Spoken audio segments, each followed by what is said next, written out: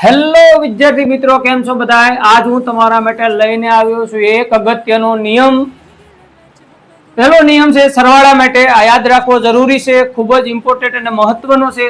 સરવાળા માટે જ્યારે બે નિશાની સરખી હોય, પ્લસ કે માઇનસ, જ્યારે બે નિશાની સરખી હોય ત્યારે હંમેશા એનો સરવાળો થાય.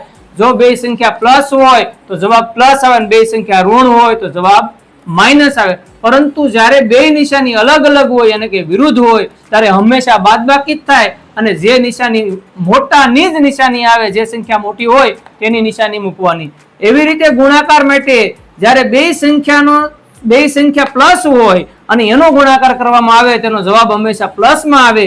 અને જ્યારે બે સંખ્યા ઋણ હોય અને એનો જ્યારે ગુણાકાર કરવામાં આવે ત્યારે એનો જવાબ હંમેશા પ્લસ આવે. પરંતુ જ્યારે બે વિરુદ્ધ સંખ્યાનો ગુણાકાર કરવામાં આવે ત્યારે એનો જવાબ હંમેશા કેવો આવે? માઇનસ. આ જો મારો વિડીયો